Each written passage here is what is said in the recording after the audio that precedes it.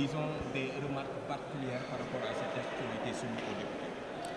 Ben, effectivement, nous avons reçu les 4 projets de loi portant sur euh, la création ou la réforme de l'OFNAC, sur le statut des lanceurs d'alerte, mais également sur le statut du système d'information.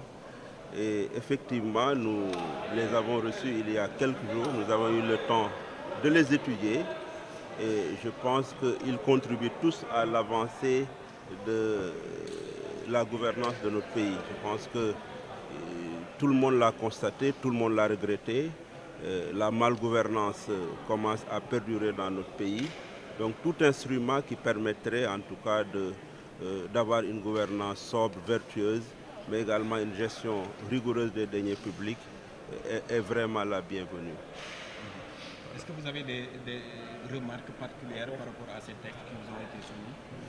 Ben écoutez, j'aimerais bien en parler en plénière, mais comme l'opportunité m'est offerte aujourd'hui, je pense qu'en ce qui concerne la réforme de l'OFNAC, nous saluons aujourd'hui cette volonté de la soutenir, mais mieux de la renforcer. Il y a quelques quand même amendements que nous aimerions apporter. C'est par rapport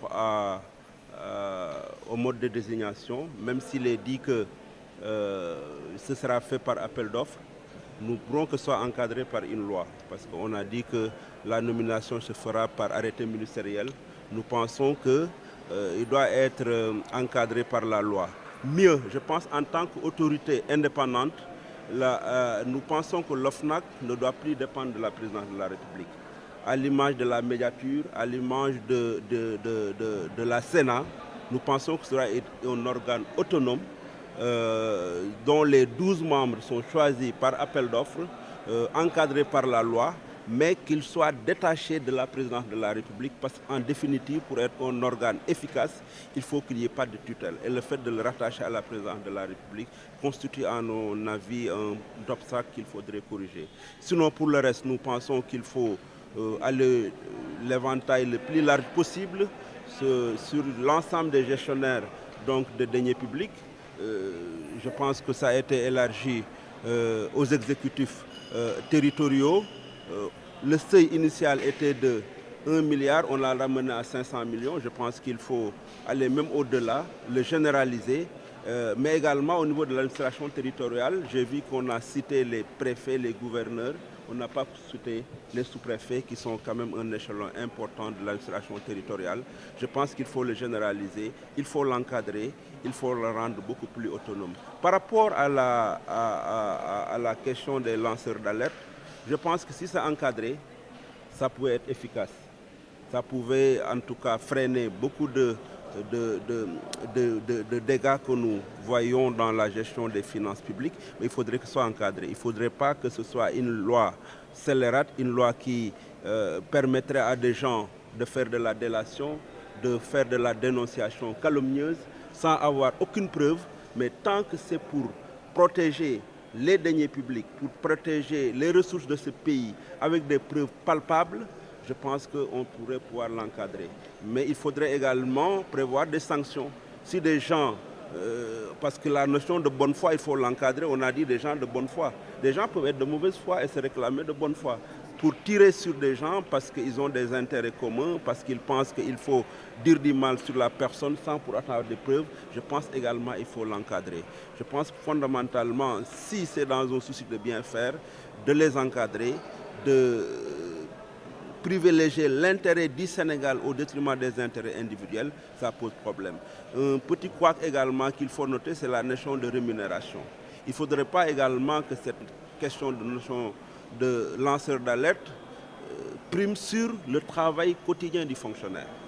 Parce qu'on dit que c'est dans l'exercice de ces fonctions, si vous découvrez en tout cas des malversations, vous découvrez que les intérêts de ce pays sont en jeu, vous pouvez dénoncer. Il ne faudrait pas non plus que cette prime destinée à récompenser les lanceurs d'alerte les pousse à travailler beaucoup plus pour découvrir des anomalies qu'à faire le travail quotidien.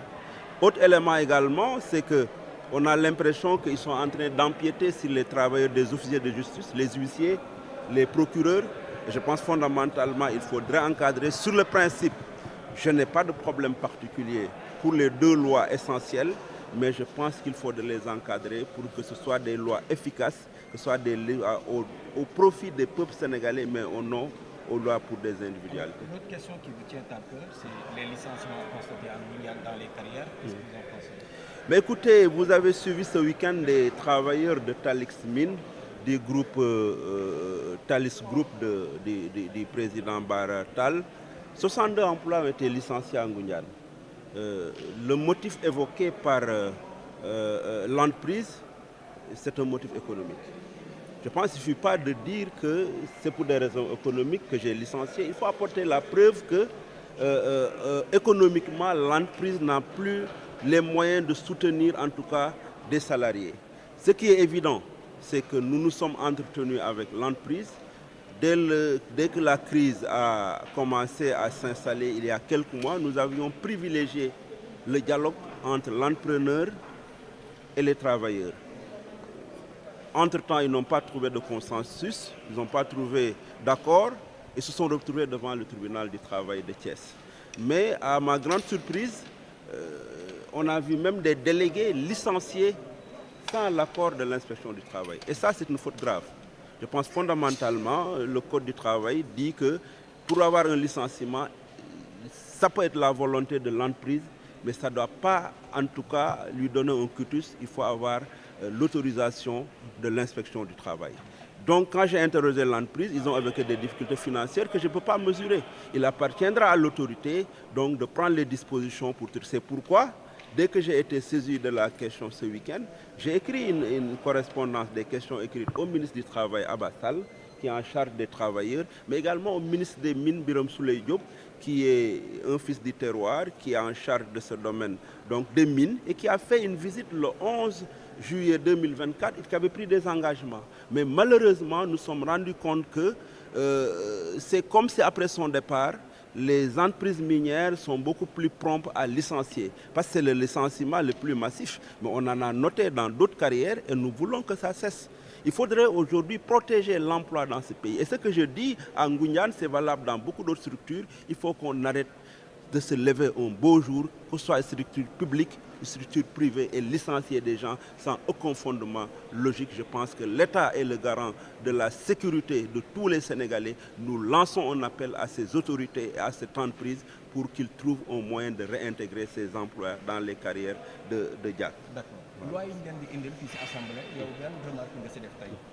waaw loi yi ñeenti loi yi jotuñu ko waxtaane dañu ubbi séance bi rek ñu président tëjaat ko parce que dafa am processus bi conférence des présidents war na waxtaan commission de loi war na waxtaan mais jot nañu projet yi càmbar nañ ko loi yi yëpp pour man baax na parce que OFNAC du lu bees waaye dañu gis ne ñi ngi koy renforcer te ñi ngi koy dooleel loolu tamit dañ koy rafetlu am nañ ci quand même ay réserves donte rafetlu nañu ni ñuy tànne fukki membres yi ak ñaar yi nga xam ne ñoo koy composé par appel à candidature. J'espère que cette fois-ci on va respecter l'appel à candidature parce que waxoon nañ ko feneen te defuñu ko mais bu fekkee def nañ ko lu ñu rafetlu la waaye dañu bëggoon ñu encadrer également par la loi mu bañ a nekk juste un arrêté ministériel nga xam ne amul force loi ba nga xam ne mën na ko encadrer.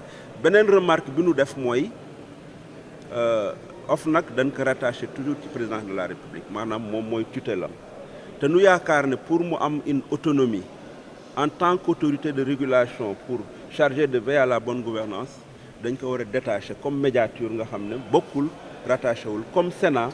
Je pense que loolu dina bokk ci li koy gën a dooleel parce que tant que mi nga am kilifteef bu ko tiim dana jafe véritablement mu am autonomie li ci des nag je pense que fondamentalement war nañ ko gën a yaatal gis naa ne lu mel ni maire yi ñu ngi ko commencé woon à partir d'un budget de 1 milliard mais wàññi nañ ko ba 500 millions mais yaakaar naa sax war nañ ko mën a yokk wàññiwaat ba mu toucher le maximum d'exécutifs territoriaux man dama ko yàgg a défendre bokk naa ci ñi nga xam ne dama yàgg a wax ne képp kuy administrateur de deniers publics da nga war a def déclaration de patrimoine man xaaruma sax ñu may obligé man j'ai fait ma déclaration depuis lu mat ñetti at a ngi nii parce que ku amul lay nëbbu wax dëgg yàlla war nga mën a def sa déclaration nga def ko ni ko yoon maye. ma bëgg nag ñu ñaax ñëpp ñu def ko ñu war ko yaatal tamit ci yeneen kuréel yi nga xam ne ñooy gérer administration territoriale parce que gis naa ñu boole ci gouverneur yi ñu boole ci préfet yi waaye boole wuñ ci sous-préfet yi